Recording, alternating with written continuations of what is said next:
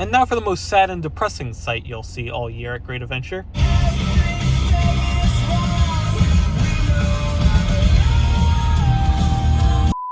What's up guys, I'm the East Coaster fan and I'm back at Six Flags Great Adventure. It's gonna be a fun day. It was weird driving in as you saw in the video, but I think what was worse is the school groups are here. No, the damn schools are here, no! But anyway, that's not gonna stop me from having a hopefully fun and relaxing day here at Six Flags Great Adventure.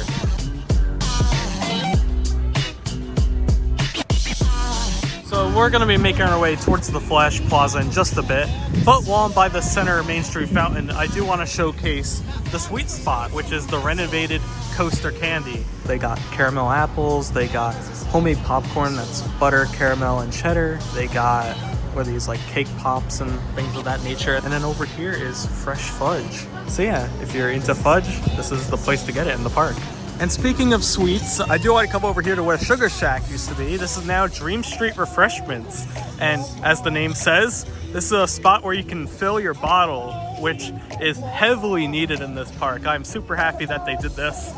And you can see there's a queue here. You could just go up and refill your bottle. You need to scan it first, which I got my bottle at Six Flags America. So we'll see if I have any trouble with that or if it's fine. Another refresh station is right here called Fountainside Refresh, which is right next to the dive element on Flash. Works similar to the one that was by Dream Street, where you can just wait in line, scan your pass, and then fill your drink over there. Doesn't look like they have ices, so this is just normal fountain drink, but they do have snacks here. So if you want churro or cotton candy, things of that nature, you can get it at that place. Oh, look at Flash. Nice. So I didn't think I'd be doing this as the first ride, but I think the line's short enough that I'll give it a shot. Why not? And I'm also here with Michael, who is on a really high streak right now, visiting parks every weekend. Yeah, this is 6th weekend in a row.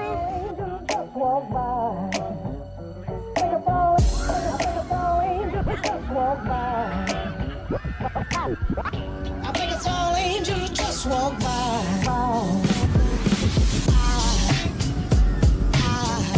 There goes a sight from my soul.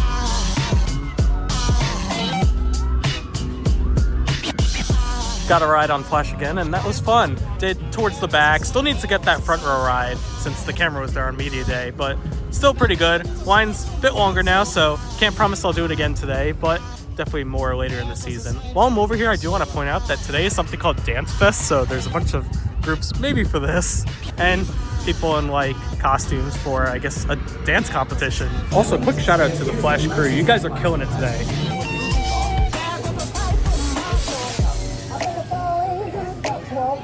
All finished with Justice League. Did okay, but for some reason I ended with a score with a 1, which I've never done before. I don't even know how you can get an odd score on Justice League, but I somehow did it. But anyways, we're gonna be eating here at Yum Yum, which is missing the white part on the sea, but we're not gonna judge it on the outside. We're gonna judge it with the food on the inside, which has been completely revamped, so I'm excited to give it a try. Pretty nice aesthetic in here. You can see here it has the cafeteria style that is present at a lot of Cedar Fair parks. And this is the menu right here. They have hand-breaded chicken tenders, so not the same ones from years prior. These are a little bit more like, I guess, home style is the word.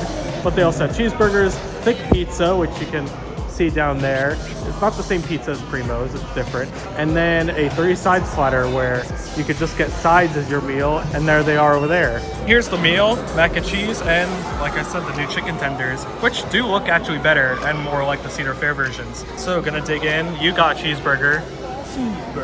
Cheeseburger. Michael, how was your meal at Yum Yum Cafe? Cheeseburger. That was probably the best meal I had in Yum Yum in my life, but it's still not the best thing in this park in my opinion. Go to Best of the West for that. You know, it's an improvement at least, I'll give it that, and I'll be more likely to eat there in the future. Buckle up, Kingda fans, because you are not gonna like what I'm about to show you right now.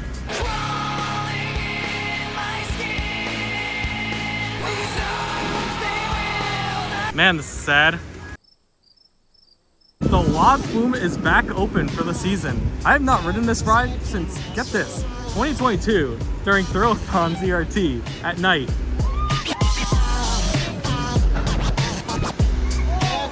I should have known from the earlier ride today that this would have been a bad idea. It's been a very long time. I didn't ride it at all last year. It was undergoing renovation for a while, so yeah. I have not been on log flume in quite a bit, but I think that's gonna change today. Not the best capacity over here, but again, still happy it's open.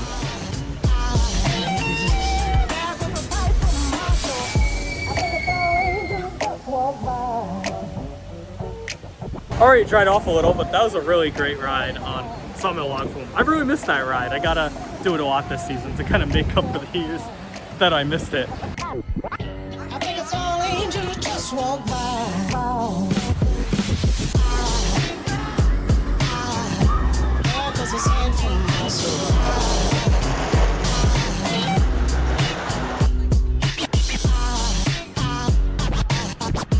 Echoes a sign, echoes a sign.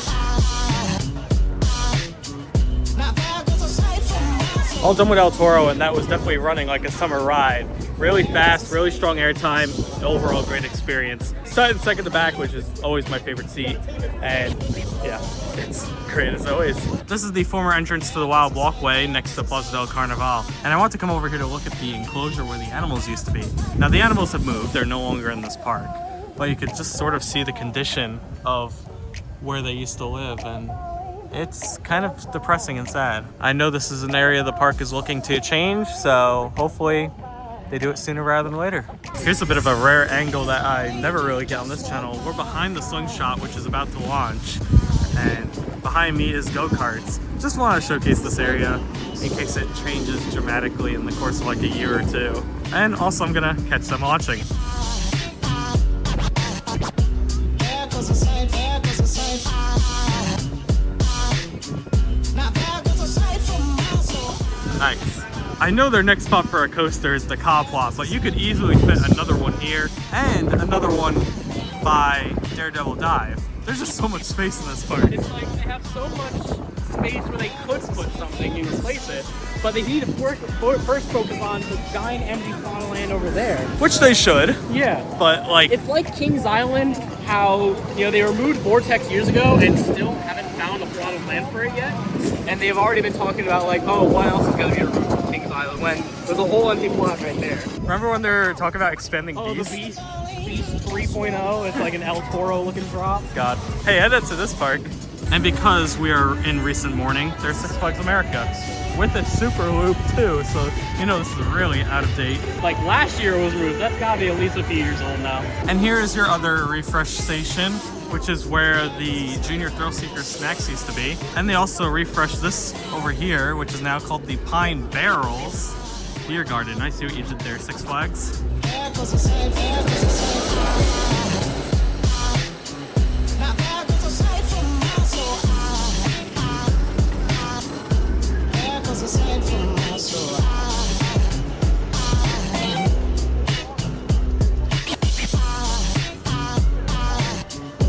Echoes a sign, echoes a sign.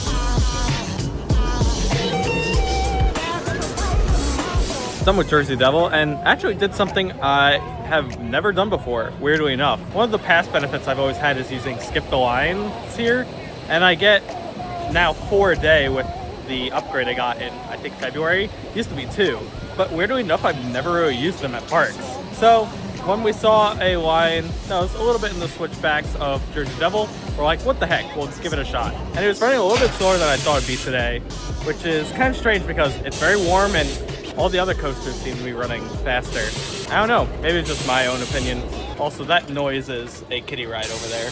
It's almost 4 o'clock right now, and I'm actually gonna be leaving soon around 5, so I think I'm gonna try to do Nitro as like, you know, the major coaster I haven't done yet here. And then we'll see what happens from there. We did try looking at Superman earlier when we were by go-karts, but that was closed at the time, so probably not doing it today, but I'll save it for my next visit. Echoes a sign from my soul.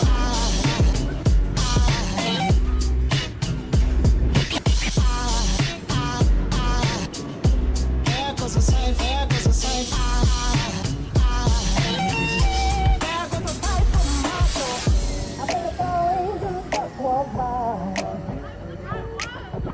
All done with nitro. Sorry for the low angle. I'm charging my phone and I have a short wire, so you get this. You also have like this here that you can untangle. But we gotta get this angle. Anyway, the Fantastic Four, like. Yeah. My granny called, she said, Travis, you work too hard. Don't worry, you forget about me. nitro was fun. It was running really well, I thought, and we rode in the back too. So with that, I'm probably gonna get a snack, and then I'll tell you how I thought the day went.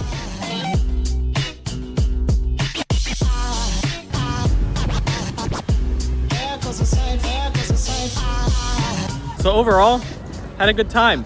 I did more than I was expecting, even for a Saturday. It was kind of a manageable crowd, I'd say. It was great seeing the park again and seeing the other changes. Great seeing some enthusiasts in the park as well, like Colin and James over at Flash. Michael, how was your day? Well, it's not over It's not yet. over yet for me. I'm gonna be heading back in once you head out. But yeah, it's a really good day. I was kind of worried like how the crowds are gonna be for like a really like hot day or a bit warmer day. But it was manageable. Yeah, we pretty much got on everything that we wanted to get on, except for like Superman and Medusa, but those were down. So. And you're gonna fix that. Yeah. Thank you all for joining me for this fun visit. But anyway, with that being said, I think I'm tired and I'm gonna head back home now. And long live the king!